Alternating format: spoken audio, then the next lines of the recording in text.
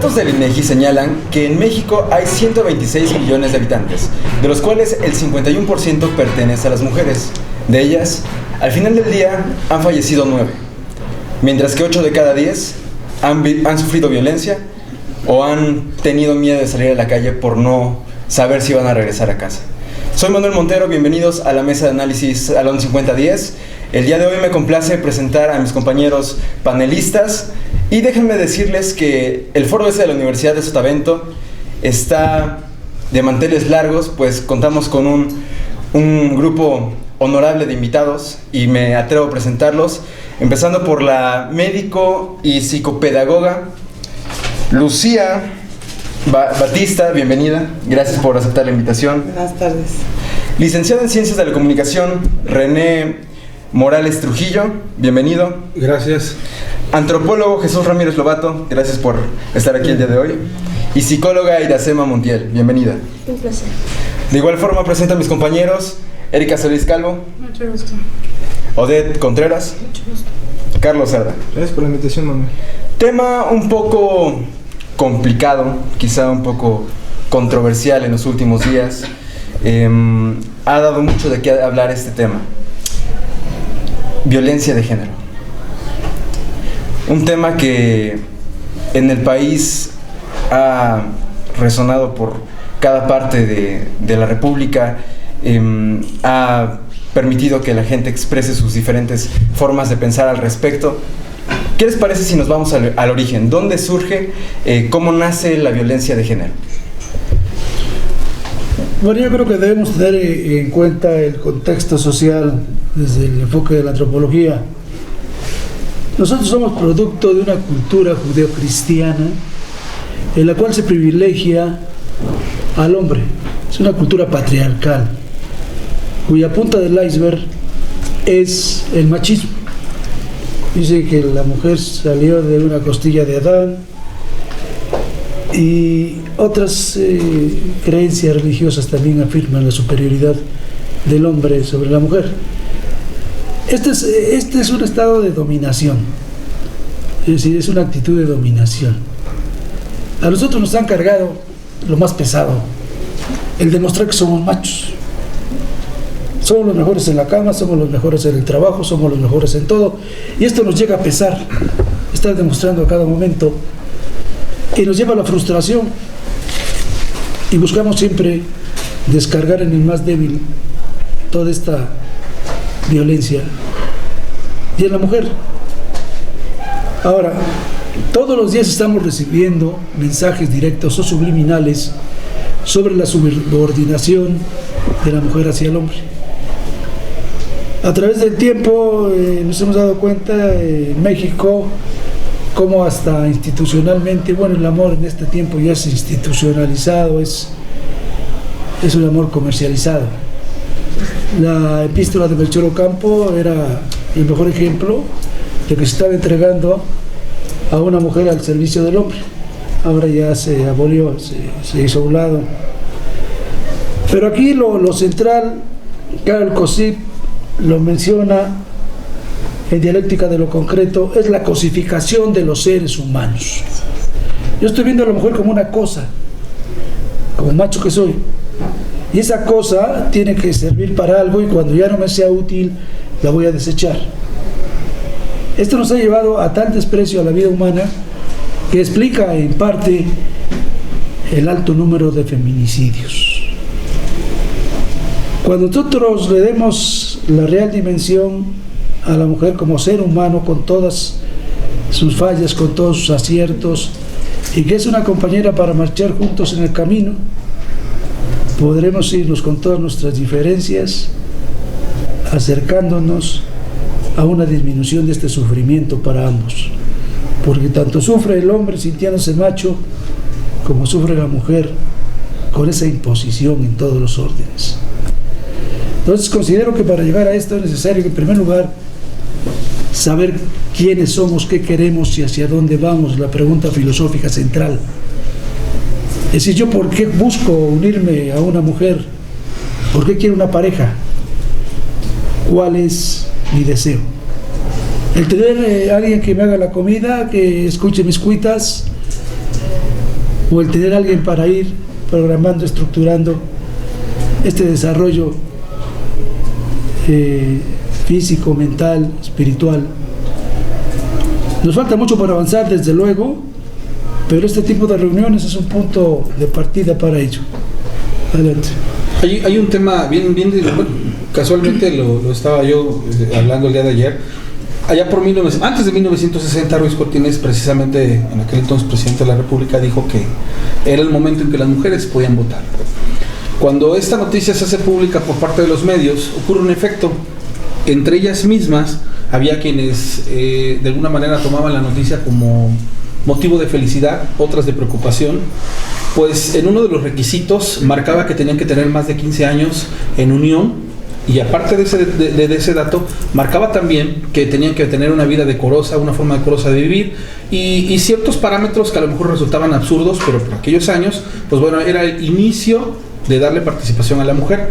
Ocurre un efecto, de esos años, ahorita han pasado 50, y pareciera que estamos parados en el mismo punto.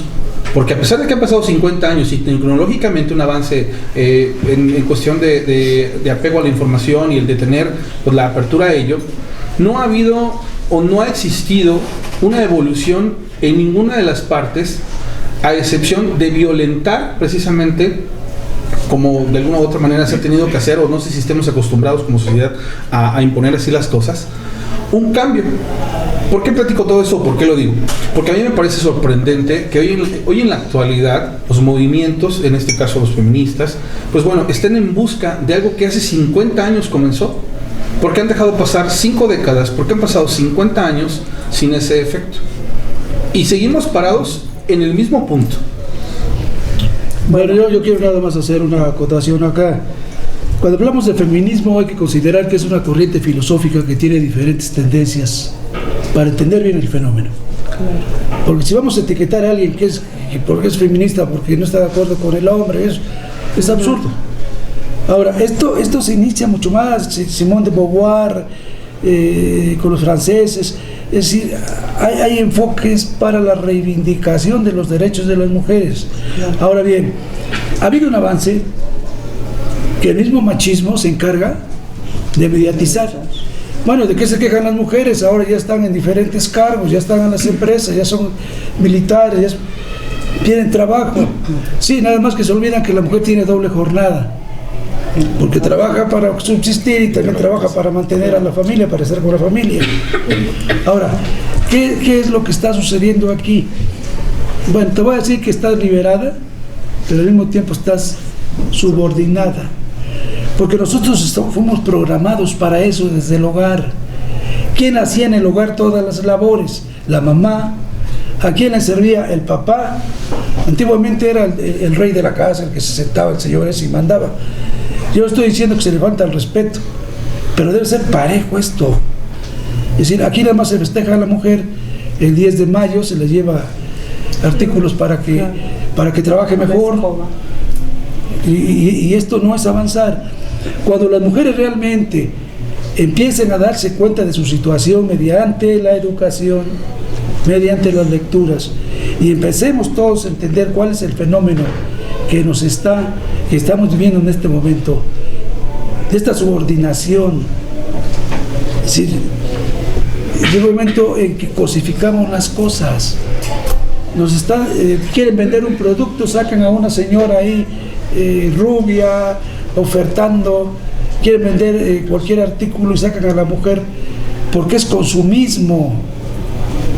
Digo, la mujer debe apreciarse en otros aspectos, en su desarrollo espiritual, en su desarrollo intelectual.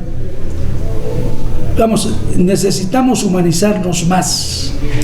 Estamos viviendo en una época de robotización.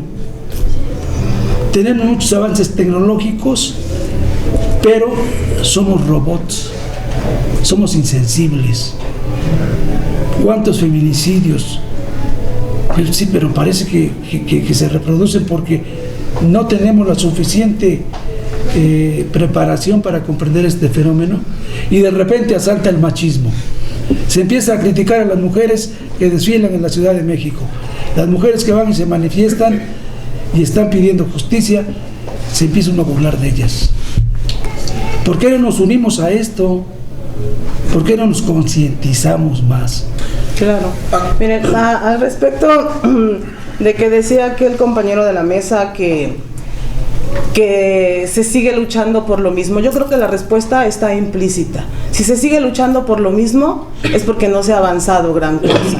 Cuando se le da a la mujer el derecho al voto, los padres de familia tomaban las boletas que eran de papel de las hijas y ellos iban a votar en nombre de las hijas y de la esposa. ¿No? Que entre ellas no se ponen de acuerdo, hay muchos tipos de feminismos, o sea, no nada más es uno, hay muchos. Entonces, ¿qué sucede? Vivimos en una sociedad patriarcal, como bien lo decía, donde traemos una carga cultural también las mujeres y jugamos roles sociales que se nos adentran desde que nacemos.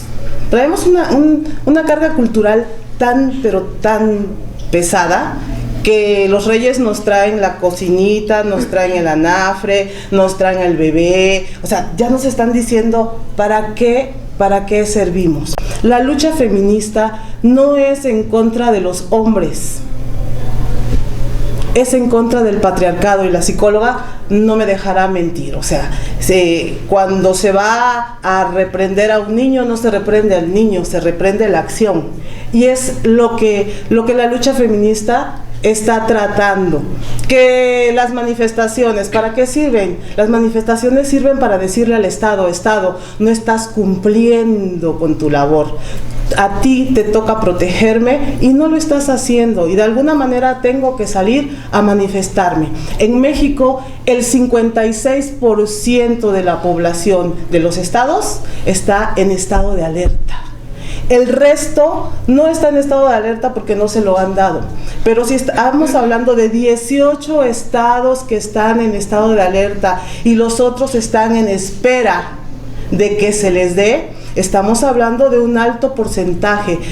A partir de del 2012, es cuando se considera en las leyes feminicidio. ¿Hemos avanzado? Sí hemos avanzado. Gracias a eso yo puedo estar ahorita en esta mesa de diálogo. Gracias a eso pude estudiar la carrera de medicina. Gracias a eso tenemos muchas cosas que a las mujeres nos ha costado venir y plantarnos. Los hombres nacen privilegiados, no han tenido que luchar para absolutamente nada. De eso tienen que darle gracias a Dios. Las mujeres fuimos efectivamente cosificadas, somos un objeto de consumo, donde a la mujer no se le permite enseñar los senos para amamantar, pero sí van y pagan en un table para verla desnuda, ¿no? Entonces, esa doble moral que manejamos está muy clara, ¿no? Entonces a la mujer no se le permiten muchas cosas, pero sí vamos y hacemos y consumimos a esa mujer como un objeto, y luego queremos a la madre inmaculada, sin mancha, para mis hijos, ¿no? Pero nosotros la mayoría de hombres que reciben, igual que nosotros las mujeres, una educación en casa, donde a la hija, plánchale la ropa a tu hermano, sírvele a tu hermano, atiende a tu hermano, dale a tu hermano. O sea, es eso lo que nos toca a las mujeres, a las nuevas generaciones cambiar, ¿no? Y algo bien claro, hay que leer, hay que documentarse para que aprendamos que el feminismo no es en contra de los hombres. Por ahí oigo que feminazis, las mujeres no van matando, o sea, nada que ver el holocausto con este movimiento. Se pierde. Llega un punto en el que todos nos preguntamos, ¿no? ¿Por qué se desvirtuó una marcha? ¿Sí? ¿Cuál es el eco de la marcha? Porque se supone que la mujer está luchando por sus derechos, por quizá tener un lugar en esa sociedad machista. Ya sabemos que hay datos que abarcan desde los años 400 antes de Cristo y dicen que en las leyes vicencias o vicentinas, pues la mujer tenía que idolatrar al esposo, tenía que verlo como un dios. Y por ejemplo en la India, más o menos por esas fechas, se hablaba de que cuando la mujer enviudaba iba a ser quemada viva junto al viudo, junto al difunto, perdón. Entonces, ¿en qué momento se desvirtúa una marcha? A ver, permítame, vas a aclarar algo, para mí es importante porque yo me muevo en los medios de comunicación y hay que analizar primero las cosas, porque no todo lo que se publica es cierto. Exacto. En todo movimiento social hay infiltrados para desvirtuar. Lo que han hecho estos tipos enmascarados, que no son ni anarquistas, porque el anarquismo es otra cosa. Los Flores Magón fueron anarquistas y fueron antecesores de esta revolución, la Revolución Mexicana. Entonces, son infiltrados. Ahora, los gritos, las consignas, oigan, después de estar subjuzgados tanto tiempo, no pueden gritar. Que vayan, que se planteen, que digan lo que está pasando. No está prohibido, se les toma mal, porque surge de inmediato eso, nuestro machismo. Nosotros decimos, miren, viejas locas, empezamos llega la burla, ¿no? A vituperar, Váyanse a la cocina. Lesbianas, como si ser lesbiana fuera un insulto, ¿no? ¿Por qué? Pues porque nos está doliendo que nos estén diciendo lo que realmente está pasando. Pero a ver, aquí, perdón que me interrumpa, pero es que aquí hay algo muy irónico. Usted dice que se desarrolla en los medios, y yo lo voy a decir. Voy a cumplir casi 2 décadas al frente de un micrófono. Yo desde el principio de mi carrera supe que la censura en ciertos tenores es importantísima. ¿Por qué? Porque no es que yo quiera ser espectador, sino es el mal manejo de la información y específicamente el tocar ciertos temas que la población en su grosso no logra comprender por diferentes factores. Uno de ellos es el poco alcance que tienen a la información o la mala información. El efecto que tiene el movimiento como tal dentro de mi carácter o dentro de mi forma de pensar siempre ha sido de respetar absolutamente todo cuanto ocurra, con la finalidad de que, pues bueno, vivimos en un país donde la expresión es libre. Sin embargo, tocó un punto bien importante, la palabra humanismo. En esa palabra humanismo es en donde yo creo que se engloba todo el efecto que no hemos alcanzado. Esa palabra es muy importante, el humanismo. Y la otra, cuando ya estás dentro o inmerso en este aspecto, es al mal uso de los medios para la dosificación de la información y la comprensión, que es la que no se ha alcanzado, y el por qué se desvirtúa, el por qué precisamente ocurren estos choques entre sociedades, y por qué, porque yo lo veo y lo palpo. Desgraciadamente, a mí me quedan muy claros ciertos aspectos, pero allá afuera, en donde pasan muchas cosas, la gente tiene nublada la idea, tiene nublado el concepto, y el problema es que aquellos que tenemos conciencia y que buscamos realmente establecer un puente entre la gente y la comunicación, nos vemos limitados por infinidad de circunstancias. Pero la pregunta que les quiero hacer, y que yo creo que sería para el siguiente bloque, ¿cuál sería la propuesta? Porque creo que conciencia tenemos de todo lo que aquí ocurre, basado en el humanismo, para darle un verdadero desarrollo a todo esto que estamos viendo en tenor. Bueno, yo difiero en que haya una conciencia, ¿no? Pero como bien lo comenta el licenciado, es tema para el siguiente bloque. Por el momento vamos a una pequeña pausa y nada más antes de retirarme, el cognoscere es dificilísimo. Sí, así es. Es decir, es un concepto también filosófico. Sí. Pero el concepto, podemos tener una apreciación de los hechos, pero no la conciencia. Sí. La conciencia, para llegar a la conciencia es necesario conocer lo que hace un momento decía, quién soy, qué quiero y a dónde voy. En esa parte. Ahora, la gente sí piensa, Claro. porque en los medios de comunicación creemos que hay que darle a la gente esto es lo que quiere. No es cierto. No. La gente piensa, la gente censura y abandona a quien lo esté engañando.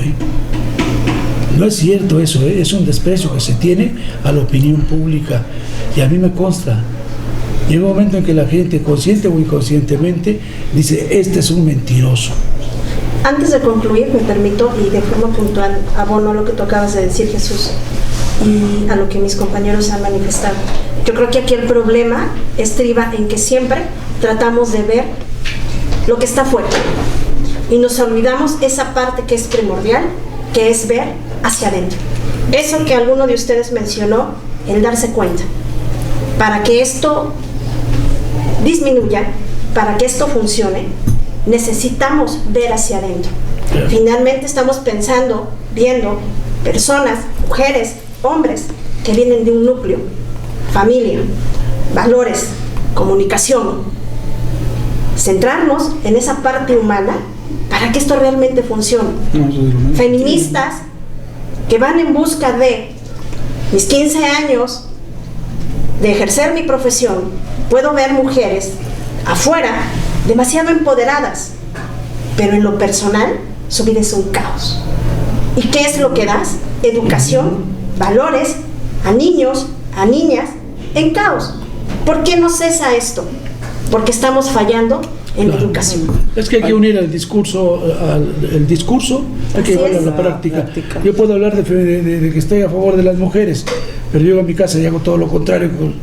Con las que están conmigo, no tienen caso. Aparte hay que desarrollar bien importante, un análisis de coyuntura, porque creo que algo que no ocurre en la sociedad es eso. O sea, nosotros tiramos a lo primero que tenemos encima, y el análisis de coyuntura es bien importante para podernos desarrollar en cualquier tenor. Bueno, yo creo que esa es una parte importante. Pues sí, ahora sí, vamos al corte, a una breve pausa, y en breve regresamos con más de Sala de Análisis 50-10.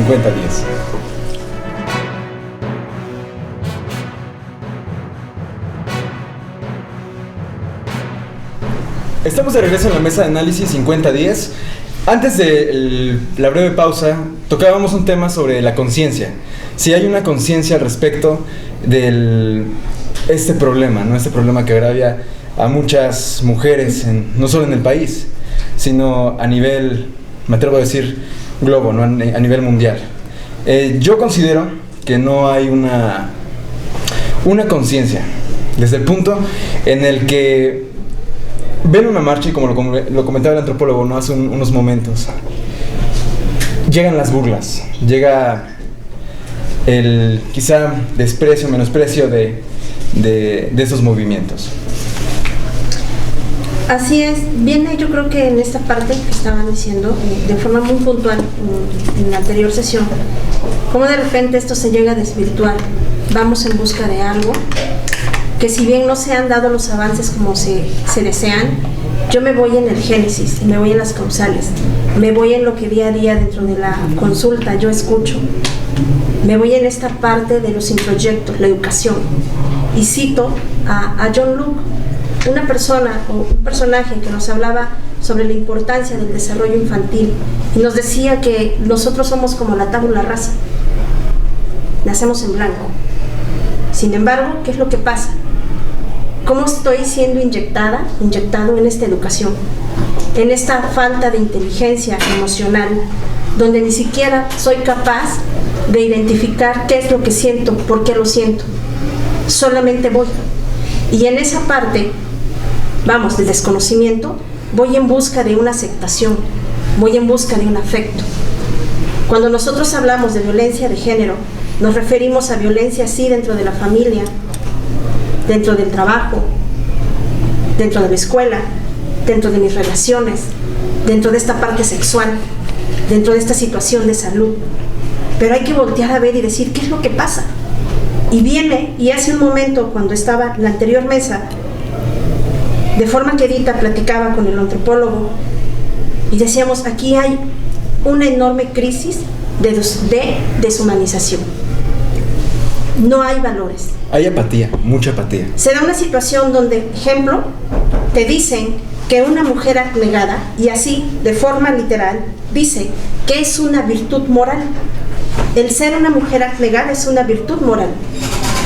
Te vas al significado y finalmente es la renuncia hasta para tu propia vida.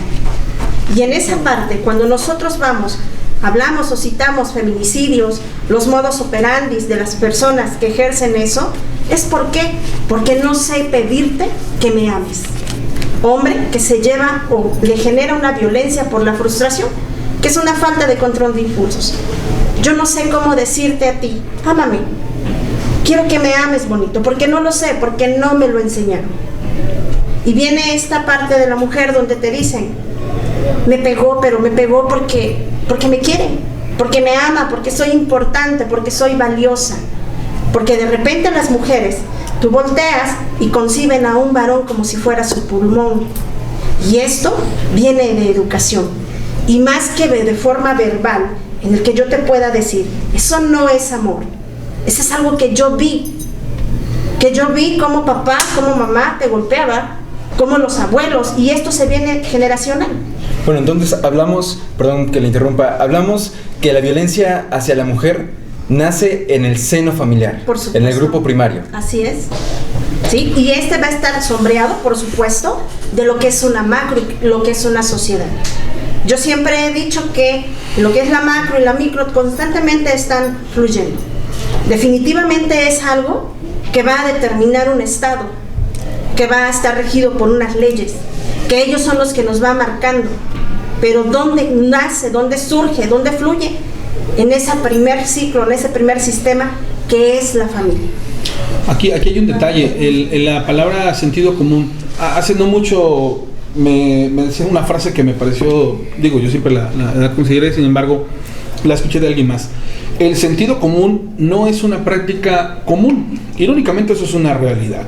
¿Por qué? Porque ahí donde nosotros a veces vamos pensando que las demás personas entienden, comprenden, analizan, critican, hacen y deshacen, realmente son solo espectadores. Espectadores que la información les viaja de izquierda a derecha, de arriba a abajo, pero no toman partido en ningún aspecto.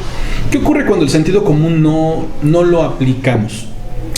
Tenemos que tener, para empezar, la visión y entender que las situaciones familiares, y en el aspecto yo creo psicológico lo debe de comprender bastante bien. Es increíble ver cómo se van repitiendo las escenas. Lo que ocurrió, voy a citar muchas cosas, lo que ocurrió en la independencia, lo que ocurrió en la revolución, situaciones que son prácticamente las mismas con una diferencia de 100 años, ¿sale? O cosas que ocurrieron muchos años atrás, en donde se vienen cíclicamente pasando las cosas.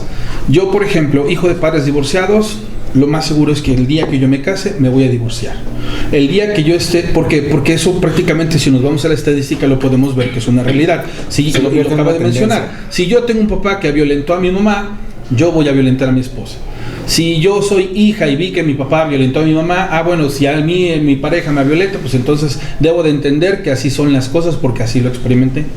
Ahí es en donde quiero aplicar esta parte de que por sentido común no es de uso común, y no hemos llegado a la conciencia de entender que las cosas van a depender de lo que nosotros realmente queramos, en virtud de que se nos dio un libre albedrío. Pero desde ahí, desde ese origen, tendríamos que iniciar, de hacer conciencia de qué significa el poder tomar decisiones. Y después de poder tomar decisiones, aplicar en medida de nuestras necesidades esa fabulosa forma de ser. Pero, ¿qué es lo que ocurre? Realmente nosotros nos regimos por sociedades, por núcleos, que desgraciadamente, lejos de ayudar, desvirtúan. ¿Qué ocurre con un matrimonio que es feliz? La amiga que tiene una amiga que su matrimonio es feliz y que ella no es feliz, provoca envidia. ¿Qué hace la envidia? De pronto lo que ella tiene es lo que yo quiero tener. Y al rato, cuando esta persona tiene problemas, bueno, ¿por qué tiene esos problemas? Porque a lo mejor yo metí mi cuchara. Son muchos factores que van entrelazados, y como lo platicaba aquí la licenciada, y es cierto, esto es para pasar unos meses dialogando sin tal vez poder encontrar una situación que nos vaya a ser permisibles para evolucionar. Así es. Bueno, yo siento que sí, que podríamos pasar meses y años incluso hablando de los feminicidios, y que lamentablemente, como dice el profesor, las cosas sí son cíclicas. Considero que podríamos estar horas y horas hablando, pero que la única solución viene desde el núcleo familiar. Lo primero que deberíamos hacer en casa es el respeto, y considero que la lucha feminista es muy importante en el país y que sí está llevando grandes cambios, pero que lamentablemente todavía vamos a tardar mucho tiempo, no sé cuánto tiempo, me atrevería a decir quizás una década o quizás 5. ¿Por qué? Porque el respeto debe empezar en casa. Yo vengo de un núcleo familiar donde mis padres sí crecieron en un ámbito machista. Tengo 4 hermanos, en la casa siempre fue de tú vas a hacer esto, tú vas a hacer esto, tú vas a hacer esto. Mis padres sí crecieron en un núcleo familiar machista, pero como vamos evolucionando, por ejemplo, yo ya no voy a crecer con esa misma mentalidad de que la mujer tiene que hacer todo.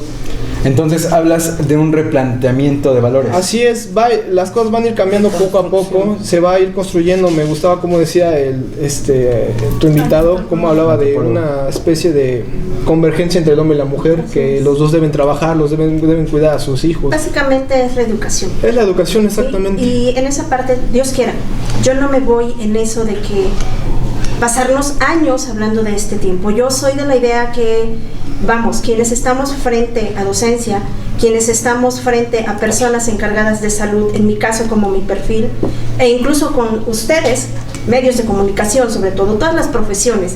Y es algo que yo les llevo, siempre invito a las personas con las que yo trabajo. Es momento de cambiar. Yo no puedo esperar a un futuro, a mañana, a años, a mujeres, a hombres, a niños, niñas, adolescentes del mañana. Yo es algo que difiero y veleo bastante. No son hombres ni mujeres del mañana, son del presente, quienes pueden cambiar ese mañana. Y que no viene es lo que a partir puede hacer de mañana, sino lo que puede hacer hoy. La reeducación. Y esa reeducación tiene que empezar desde ya, en este momento. Porque si no, entonces la violencia no va a cesar. Simple y sencillamente no va a parar. El compañero decía, a veces la vecina, ni siquiera es la vecina. Las personas estamos tan desacostumbradas. Ya no te digo felicidad, porque es algo que yo siempre digo que es demasiado ambicioso. Las personas estamos tan acostumbradas a no tener tranquilidad, que yo puedo tener un muy buen matrimonio, tener una muy buena relación, pero simple y sencillamente viene mi enemiga. Me autosaboteo. No me lo creo.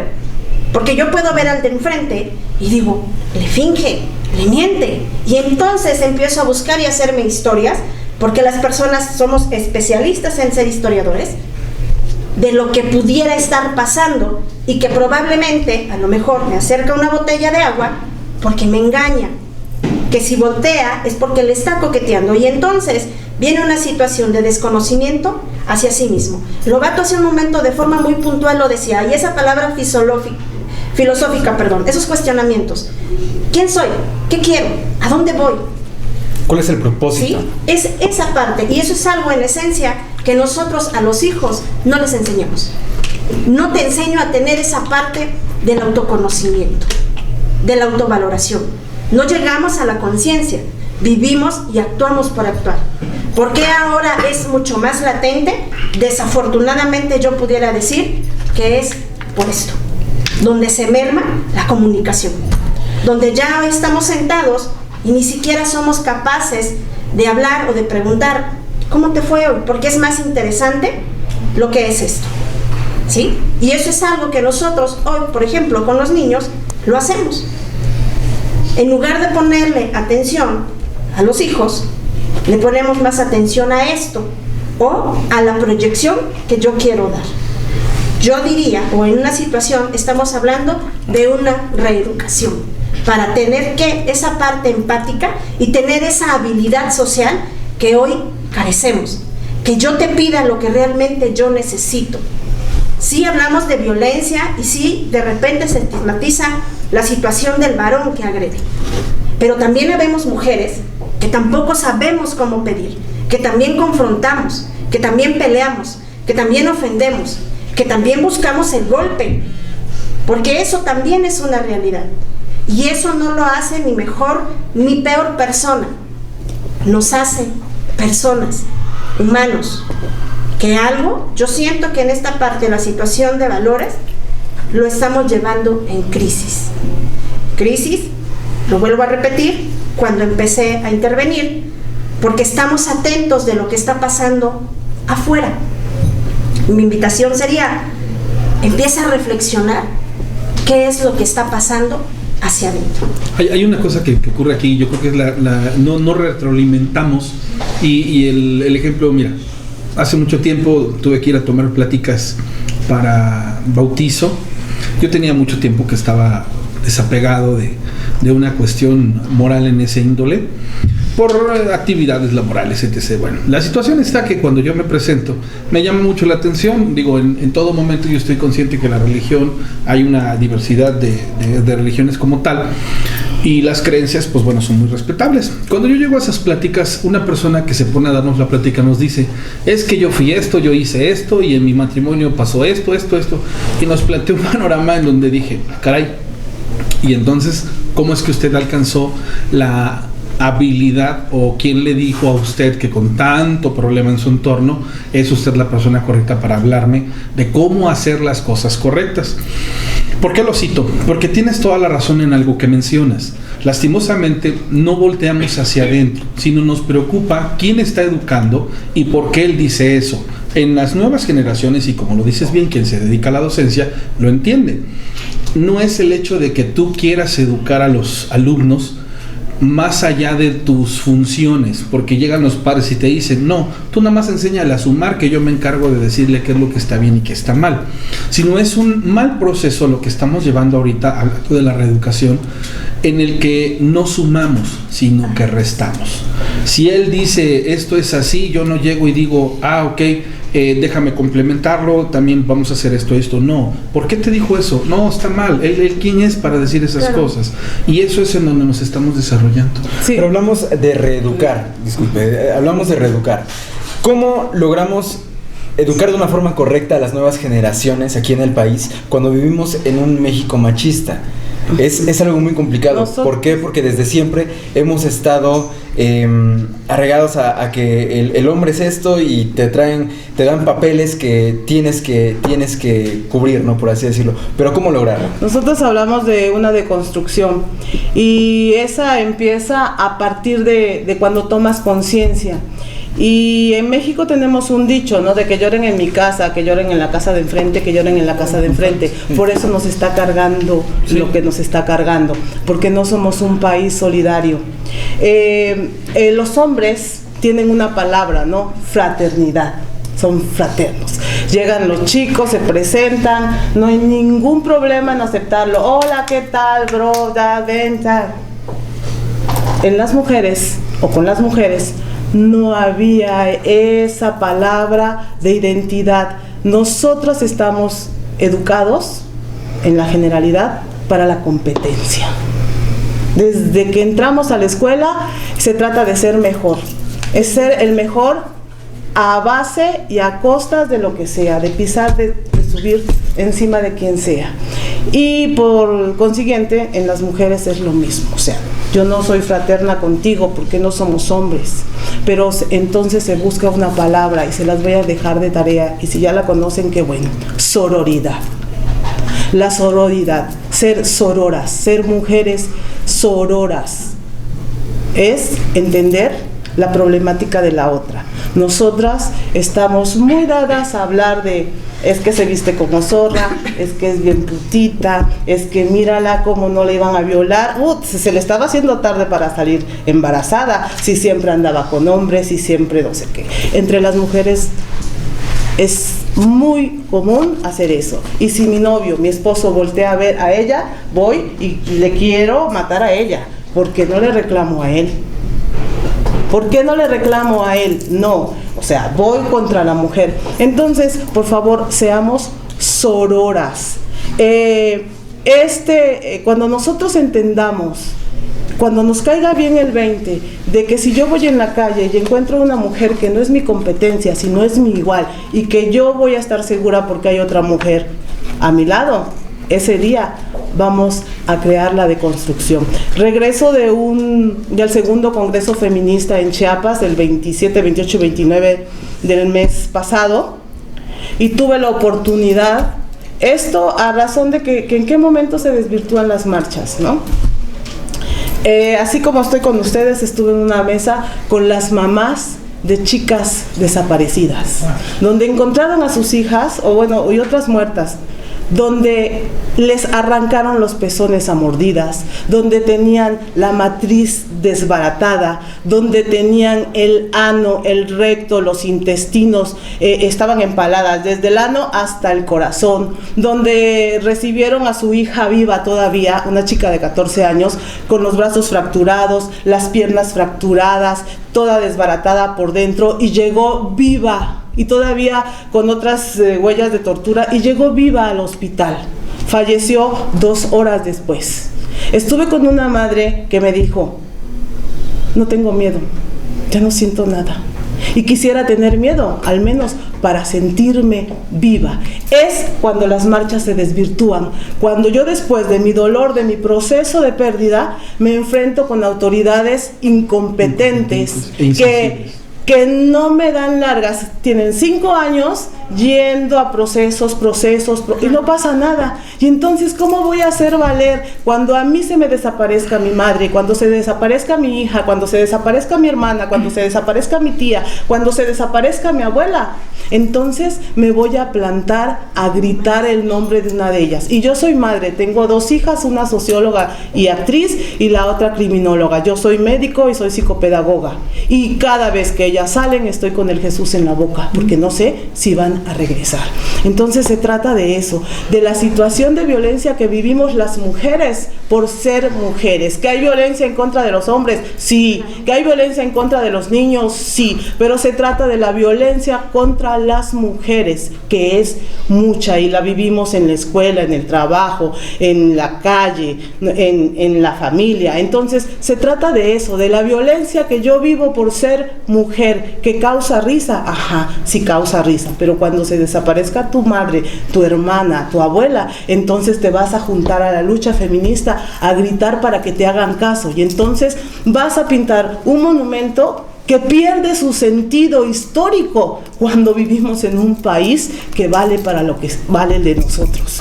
Entonces ese monumento histórico pierde todo su valor. ¿Por qué? Porque no estamos en un país que salvaguarde mi vida y la de todos ustedes. Aquí hay un detalle. A mí sí de pronto me gusta este tipo de movimientos, porque digo, hay que unirse y derrocar a lo que actualmente vivimos y reconstruir y hacer y deshacer. Pero tristemente, voy a citar a un personaje cercano aquí a Orizaba que tiene al mando de su poder, de su mano, ya es la presidenta municipal de una ciudad aquí cercana a Orizaba. Lastimosamente no le ha ido bien en estos 2 primeros años que lleva de gobierno, ha sido muy atacada. Yo me mantengo al margen y digo que cualquier persona que tiene una responsabilidad tan grande, pues obviamente va a tener tanto detractores como seguidores, pero no le ha beneficiado. Lastimosamente yo siento que no se ha involucrado en los tenores en los que creo que pudo haberlos hecho. Cuando yo voté por ella, porque yo voté por ella, dije: ojalá que sea ese cambio que requerimos, y lo basé en 2 cosas. Una, es mujer. Por ende, di por hecho que tendría que ser más sensible, más humana y más, en esos aspectos, más comprometida. Cuando ella llega y hace las cosas, me doy cuenta que no había nada de esto. Todavía yo sigo creyendo que no es que ella no ha querido, sino simple y sencillamente que no ha podido aplicar su naturaleza hacia lo que realmente ocurre. Y duele, porque dice uno en el aspecto, por ejemplo, yo espero nunca vivir una experiencia así, pero sí soy de esas personas que tengo la capacidad y la mente tan abierta para sumarme en ese aspecto, y sobre todo de no identificar el problema, sino identificarme con el dolor de la persona y ser solidario. Pero pasa ese tipo de cosas y es en donde viene, yo creo, que esa revuelta. Yo creo que lo que debemos de estar muy al pendiente es de que el Estado esté bien separado de la religión. Cuando la religión se pega al Estado, ya valimos, nuestros derechos como mujeres van a ir, pero sí a la basura. En efecto, yo considero que hay muchas cosas que en el país faltan para lograr principalmente crear conciencia, ¿no? Reeducar a las nuevas generaciones, que es algo muy importante. Son valores que se están perdiendo y el día de mañana puede que esto sea peor. Hay países, me atrevo a citar a Islandia, Noruega, Suiza, en los que los índices de violencia contra la mujer son casi nulos. Lamentablemente, y en una sociedad machista como la que prevalece en México, falta mucho camino por recorrer para lograr que haya un respeto en la mayor parte que se pueda, por decirlo de alguna forma. Pero eso solamente lo vamos a construir de una forma, y lo vamos a lograr de una forma, uniéndonos todos, claro, y luchando por un ideal en común, por un buen ideal, porque de otra forma no se va a lograr. Creo que deberíamos de concientizarnos todos, porque eso de que nos podamos dividir, yo recuerdo muy bien que la gente se pelea porque que se rompen monumentos, y hay otra gente que dice, es que ¿por qué lo haces? Es que, bueno, está bien, marcho, hacemos un performance, y la gente nos dice, ¿por qué lo haces? Entonces, ¿qué es lo que quieres? ¿Qué es lo que quiere la gente realmente?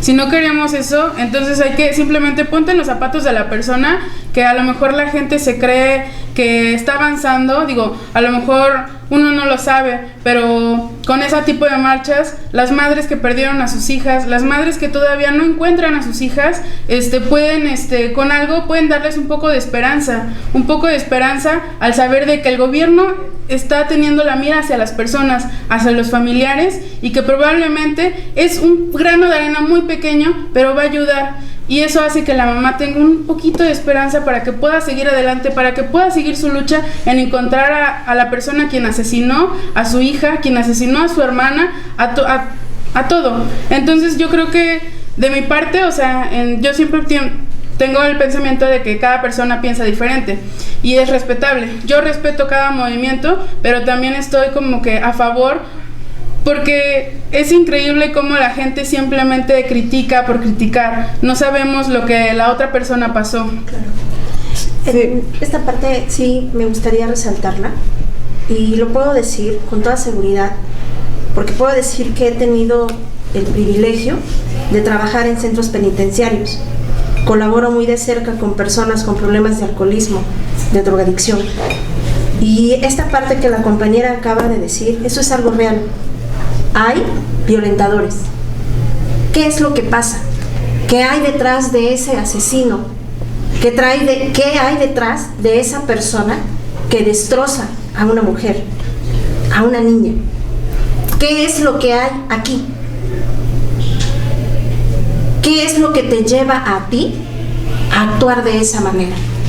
Necesidad de poder, miedo. ¿Qué es lo que tú necesitas como hombre para que te lleve a esos actos? Yo diría que es una sociedad en estado de descomposición que está asesinando a sus mujeres. O sea, no hay nada más. Sí, y claro, y cuando tú eres madre que tienes una hija que murió violentada, lo que menos te importa es saber los motivos del asesino. Lo que sí les voy a decir es que en los colectivos, para terminar, termino y ya te cedo la palabra. En esa parte tienes toda la razón. Es algo que no nos interesa porque hay muertes, hay vidas. Cuando tú escuchas la historia de vida de ese violentador, de esa persona que se quebró, yo te puedo decir con toda tristeza, no se les podía pedir más. Y desafortunadamente es un hombre que viene y que nació de una mujer que no supo educar. Y volvemos a lo mismo, ¿no? La carga sobre quién recae. Sobre la mujer, como si la mujer hubiera parido sola, Cierto. como si la mujer nada más fuera su responsabilidad educar a los hijos. Y la responsabilidad es del hombre y de la mujer. Yo creo que es un estado también, de una sociedad completa, no nada más es eso. Es una sociedad la que tiene que meter las manos y lastimosamente, yo creo que, bueno, como espectador y como padre de familia lo digo, como espectador respetuoso de todo lo que ocurre y como padre de familia comprometido con mi esposa y con mi hija, a darles una nueva o una estructura de vida diferente a la que yo pude haber vivido, la que mi esposa pudo haber vivido, en donde ocurren dos cosas y dos factores bien importantes. Para mí lo más valioso es mi familia, no mi hija, no mi esposa, mi familia. Y mi familia es mi esposa, mi hija, y en este caso la complemento yo. Donde los roles son, donde yo soy proveedor, mi esposa es administradora y mi hija como tal, tenemos un gran compromiso que es educarla para que el día de mañana sea una mujer productiva, que pueda aportar a la sociedad, y que si en su momento ella busca o no busca pareja, decide o no tener familia, ella tenga de antemano todo el respaldo y el apoyo de su madre y de su padre, que a final de cuentas quieren hacer las cosas diferentes. Que bueno, ¿por qué lo comparto y por qué lo digo? Porque creo yo que es la única forma en la que puedo aportar realmente al movimiento. Así es un tema bastante complejo, como lo podemos notar. Yo creo que es un tema para otra mesa de análisis sin duda alguna, pero por el momento el tiempo ya se nos ha terminado. Les agradezco a todos por su presencia. Les agradecemos por darse el tiempo de venir a dialogar sobre este tema. Yo soy Manuel Montero y esto ha sido todo por el día de hoy. Esto fue Mesa de Análisis 5010. Hasta la próxima.